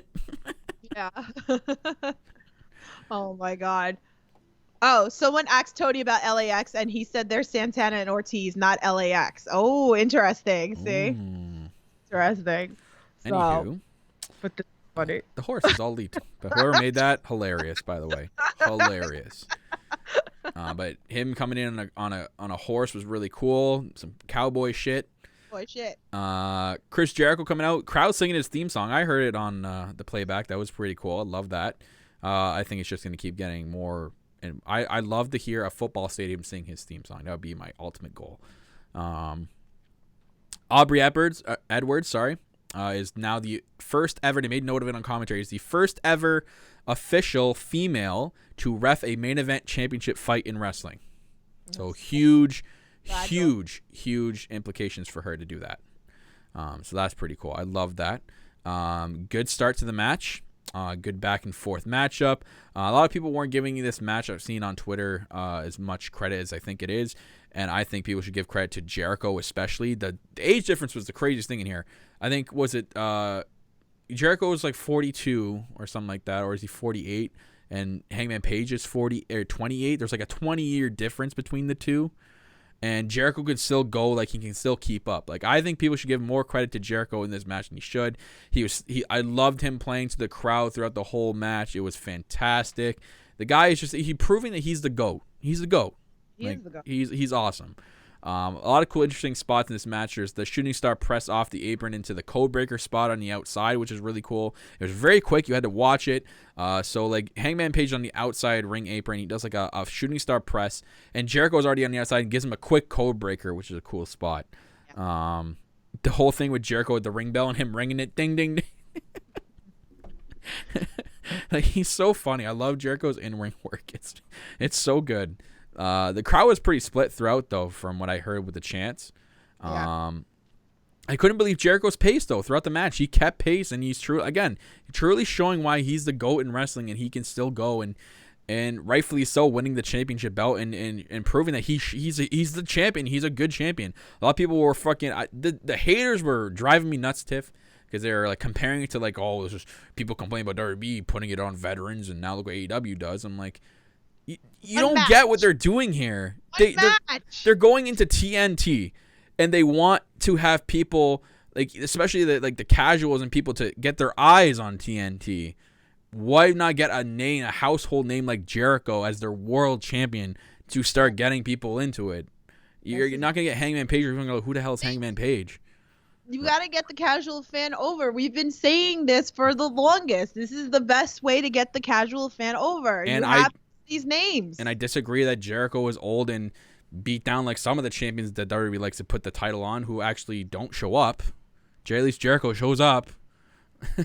and he proves that he's a good champion. He can still wrestle. He can still cut unscripted promos like he did after in the post show.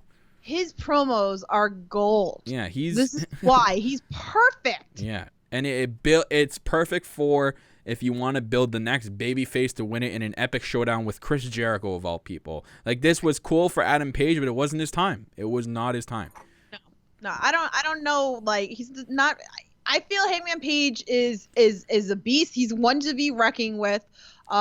But he's not ready to hold that title yet. He's not big enough to hold that title. I think he would be the top of a mid card with a belt, That's how I personally feel about him. And again, like I always go back and I'm gonna compare it to WWF back then with Shawn Michaels, how he started as tag team champion, then got the Intercontinental Championship years later, and then he won the Royal Rumble, but he didn't get the title. Then he won the Royal Rumble the year after, and then he became WWF champion. So I feel like Hangman Page can be that guy, but not right now. Yeah.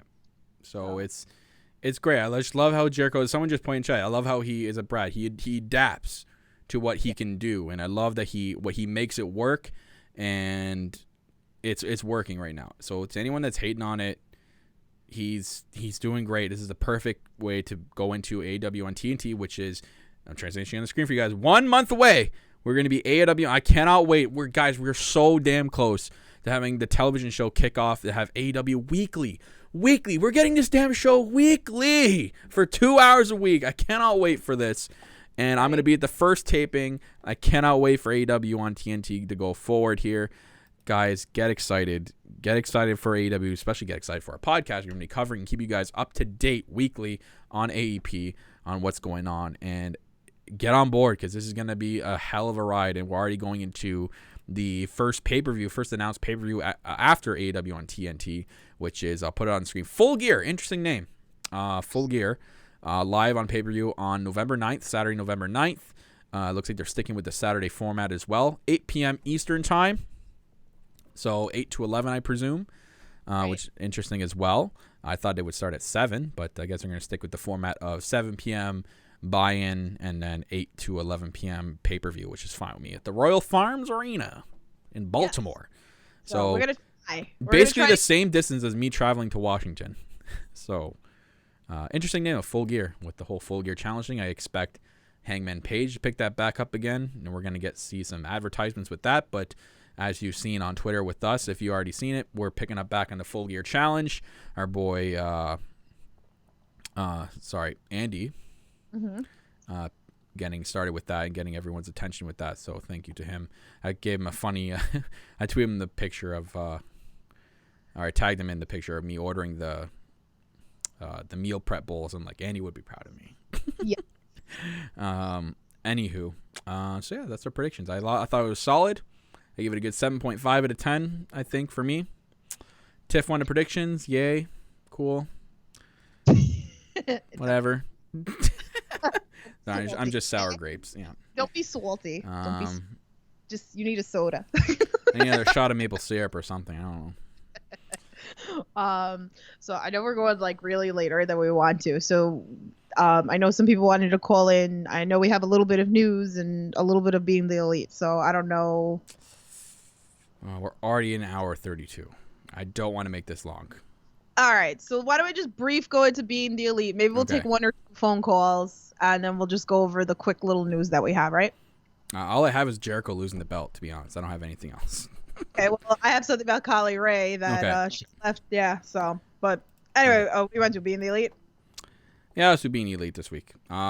Except I didn't watch it all. It was really a short episode or whatever. Okay. So I mean, I imagine it was just all of backstage. All right, so I mean, if you want, I'll go through it really quick. Okay, so in the beginning, we saw Hangman Page coming out on the horse, and Matt asks, he goes, "Where the hell am I?" So that was pretty funny.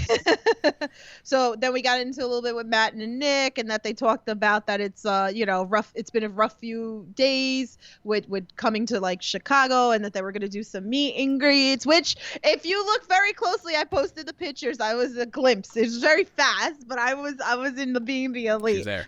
I was there. So you see like Fat Mazza with the Young Bucks.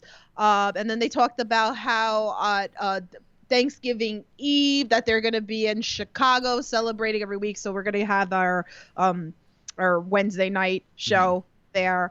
Then we got into a little bit with Hangman Page in front of the horse. He said some cowboy shit, that he knows that he wasn't supposed to do this, but he was going to do it anyway. And then we see a little bit of footage with the guy riding the horse into the Sears Center. That was pretty cool. And then we got into a little bit with Checkers with Tommy Dreamer and Michael Nakazawa. And I love how he like spit into Tommy Dreamer's face, and he fell over, and then he took the checkers and like knocked them out, and then he was like, what? And Rich Knox is like, I didn't see anything. I didn't see anything. And Michael Nakazawa was like, Michael Nakazawa. So then we got into a little bit with Kip Sabian and Paige, and that Kip was saying that this was a big moment, and that the Hunter Horse Helmsley, so that the match will only take like 19 minutes. So I love the Luchasaurus looking for Jungle Boy, and Jungle Boy was on top of the washer dryer, that he was touching the surge, and Luchasaurus is like, and then he's like laughing during it too. He's like, no, don't do that. And then we saw some backstage of like Orange Cassidy going after Dark Order. We saw SCU going into the ring, and then we saw a little bit with Peter Avalon, Leva Bates, and the Cutler footage. Cutler footage. We're all Cutler about the Cutler footage. So Matt and Nick were talking about them. The locker room was so terrified with their match that they were like, oh, call your mom, and Mrs. Matt, even Mrs. Matt put on Twitter, like, she said that her jaw was clenched like the whole time, that she doesn't know how she does it. And then we saw that wonderful Jericho promo. That was great. Oh, Bucky boy. A lot of like, the Cutler footage, and but yeah, so at the end of being the Elite, the Hangman Page with the Young Bucks, said it was a great match, and that they were going to go for dinner, and then he said that he needed a minute, and so you just see Hangman Page like kind of like disappointed in the end. So, but yeah, very brief, very quick the Elite episode this week. So that, I didn't expect anything else, because they always do like a little bit of like their background of the stage footage or whatever like that. So so we'll open up the phone line. So I think we're going to take only 2 calls. So if you want to call in really quick, because it is getting late, so we're going to keep it very quick. So the number's on the screen. Kyle, you can start off if you'd like to with the news. The news, yes. Yeah. So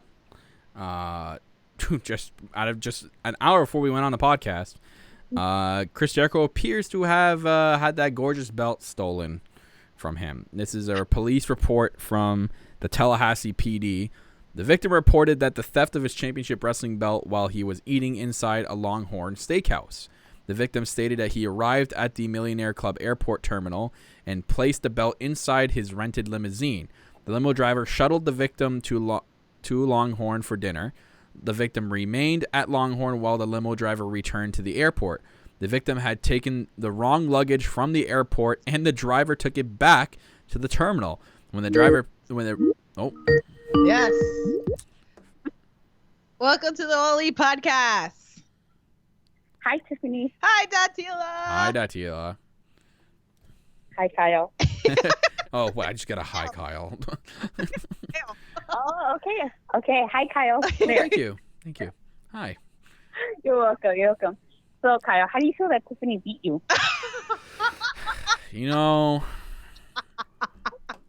This is a slow build for me. This is a slow build. I eventually will win. It's gonna be awesome. The payoff is gonna be great. You'll see. A belt. Give me my belt. Oh my God! Well, this past weekend was so amazing and so much fun. We did the deep dish pizza. We shared a cookie. Oh. 4 ways. Mm-hmm. There are matches from All Out where the Cody versus Shawn, the La Escalera de la Muerte match.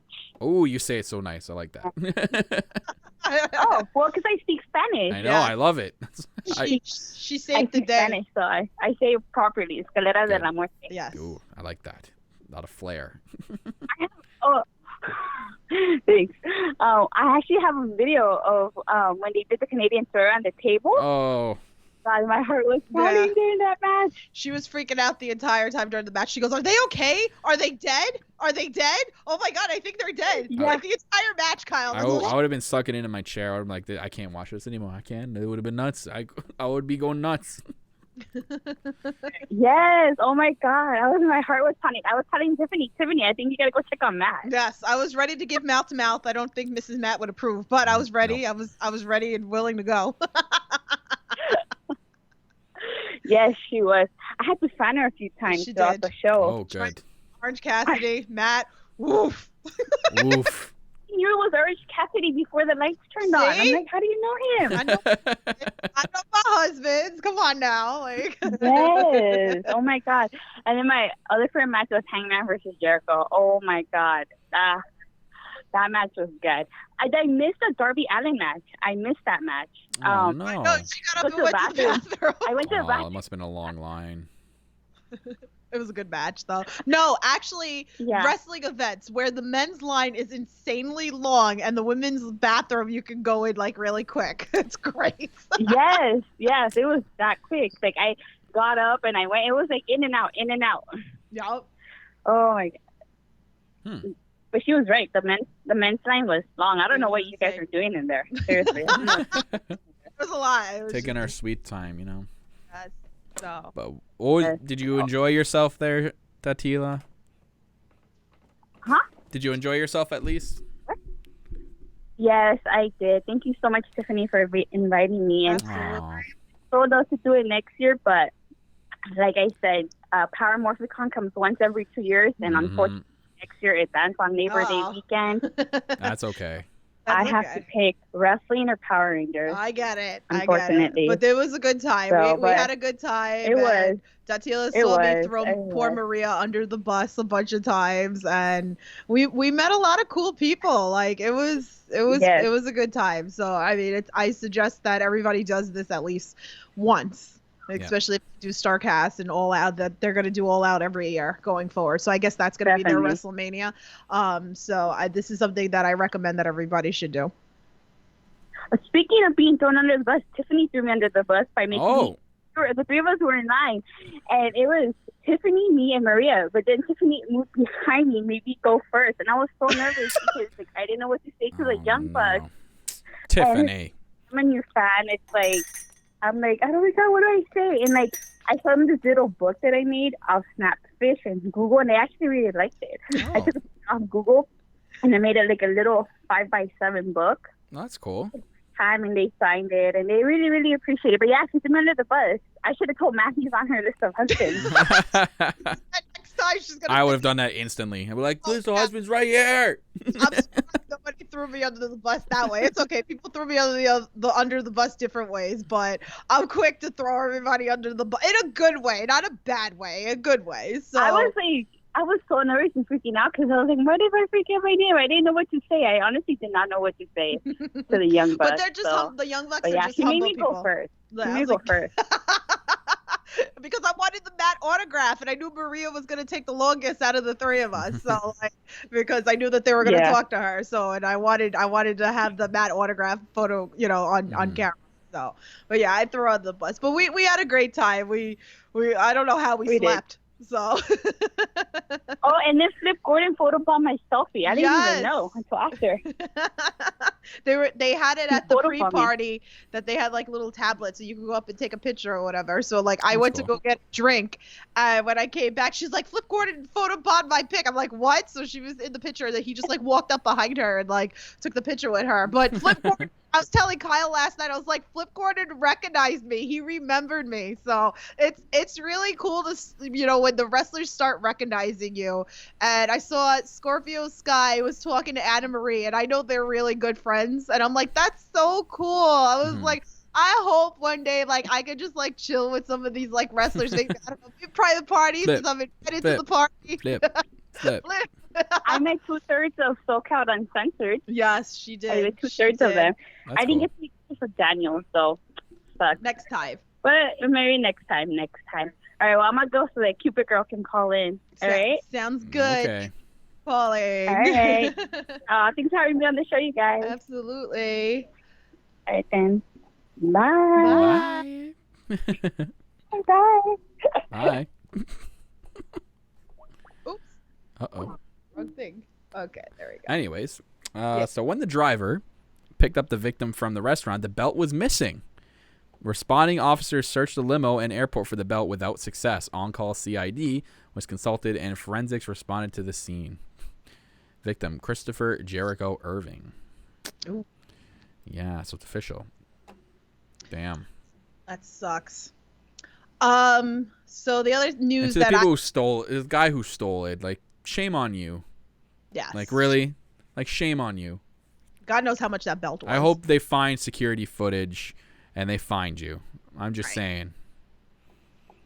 Because airport security has heightened since 9/11. I'm just saying. They have forensic giant they have cameras there that can zoom in and it's like a speck on your shirt. So, you're going to be found. Just saying. Right. Anywho. So the other news that I have is Kylie Rae has left AEW. So Tony Khan has confirmed that Kylie Rae is no longer part of the company's roster, having asked for her release. Speaking in media gathering following tonight's All Out pay-per-view, the company's president told reporters that the two parties have separated amicably upon Rae's request. Khan did not offer any further explanation, so I hope she's okay. Yeah. I saw something that it was like back issues. Like, I don't have like the full story. All I know is that's what Tony Khan had said, that he made a little note. Hopefully it's nothing bad. I hope so too. So it was weird because, like I said, I saw somebody post and they said something about her spine, so I don't know if it's true. I just know because I seen the clip. Next phone call. Welcome to the All Elite podcast. Hey. Hi. Hi. Hey, I'm Sam. Hi, Sam. How are you? Hello? Yes. How are you? I'm good. Oh, I actually know Rob. Oh, okay. You know Rob? Yes. Yeah, I know yes. Rob. Cool. Cool. That was great. So what did you think of All Out? Loved it. It was great. Loved it. Probably pay-per-view of the year so far. Oh, yeah, for sure. Definitely. What was your favorite match? I like the TLC match with Young Bucks. It basically should have been a TLC match. I know, it is TLC pretty much, so yeah. Yeah, it was really, really good. Yeah. What else did you like? What else was like? I like Kenny and Pac. That was pretty good. Yeah, it was a really good match. Oh, that lived up to expectations for sure. Yeah. It's good. But Kenny probably one of my favorite wrestlers of today's time, probably. Mm-hmm. Very cool. Very, very cool. So, what else you got for us? Jericho lost the belt, which sucks. Yeah, what the heck? What that? I'm still confused over here. I'm just like, how does this happen? I know. It's ridiculous. They have like insurance on it or something. They have to have insurance on it, I think, right? I would think so. I mean, that would be the smart business move to do. So I guess we'll see. I mean, this just came out like like an hour right before we podcasted, Kyle. So usually what happens. Yeah. So I mean, me and Kyle will try to keep everybody up to date with any other news that we find. Yeah. Oh, the one thing I didn't like is bringing the dog when he brought the dog out with the pyro. He couldn't. I don't know. I don't know why he had to bring the dog out. Yeah. I mean, everybody loves Pharaoh, and I get it, but I mean, he should have known better with the fireworks, or just don't have. What they should have probably did with the pyro is like after they left, maybe when Cody came into the ring, maybe you see some pyro after the dog is completely gone, or like in the ring, kind of like how need it. You know what I mean? Like. It wasn't needed. I get it, but the poor dog. Yeah. Oh, do you ever go to an NYWC show? Yes. It's been a while, but I should be going in November. They're doing it on 28th. They put on good shows. Yeah. I will. I'll check it out. Yeah, that's one of our local New York indie scenes in Long Island. So. Yeah, and also Creative Pro. Yes, that's another one. Absolutely. I feel like I know I say this all the time. I should start a podcast on indie wrestling because it's just crazy. Like all the stuff that I can talk about in the indie world. So, but that's like under the ropes and stuff. But much we focus here on the All Elite Pod. So. Yeah, I'm curious to see where they go for Kenny Omega losing now. They have him going on. It's going to lead to a heel turn. 1-2 record going into TNT. That's it's not good. Yeah, I think he might lead to a heel turn or something. Ooh. I like that prediction. Ooh. If you actually saw his video on Moxley, he sounded like really heelish. Yeah, he did. He got very aggressive and like put like the well-being aside of him and just kept cutting promo on him. Like that was an angry side. He makes a good point here. Oh, interesting. That's really that's really good. So yeah, it's great. So anything else before we let you go? Any last words? Trying to get some more casuals into AEW that stop watching, WWE. So I had some people, a couple people to watch on it. So yeah. Good. We're all the AEW over here, so. Yeah. Absolutely. Say we're all elite. Yes. Oh yeah, I know. Yeah, and the referee too. Oh, Jimmy. The referee then NYWC James. Jimmy. Kyle's met Jimmy as well. So yes, so one of my best friends. He's our Nakazawa. That's him. Yeah. I love Jimmy. Good people. But anyway, well, thank you so much for calling. Yeah, thanks for calling. Appreciate that. I like your take on that. Yeah. So, yep. Okay, I'll call him again someday. I'll call him again. Perfect. Awesome. You again. I'll say hi if I see you at an indie show. Yes. Come say hi to me. I will be with open arms to everybody. So. Yeah. Oh, and Creative Po's doing a Halloween show. I'm gonna be my girlfriend. I'm gonna go as Tucky and Tiffany. Oh, we'll see. We'll see. Maybe I'll dress up and go. We'll see. Okay. I can't think that far ahead right now. Yeah. So, Okay. But thank you. All right, take it easy, Rob. Okay. Perfect. Awesome. I think he called in the last show. No. That He wasn't said him? to Rob's. Oh, okay. Mhm. Gotcha.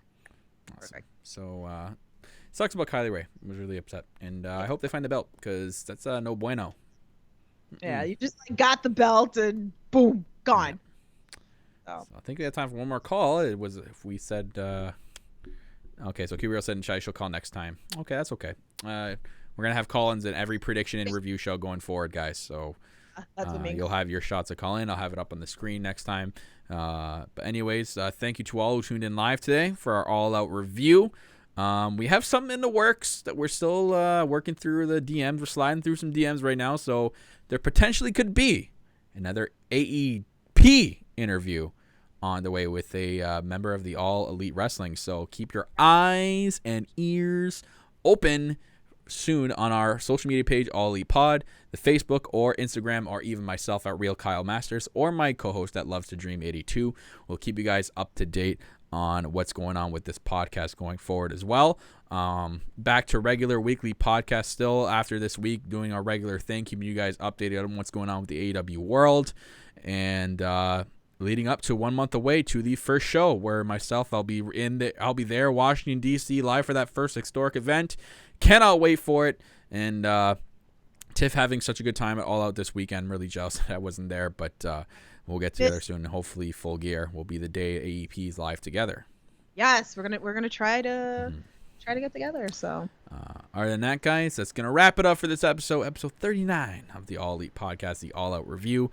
I'm your host, as always, the self-proclaimed greatest host, Kyle Masters, and I'm always joined by my co-host, who is with Pharaoh and the official mascot, Fat Pharaoh, here on the All Elite Podcast. She is the EVP of Giggles, the heartbreak chick herself, Tiffany. And guys, we will see you guys next time for the next episode. And until then, sayonara.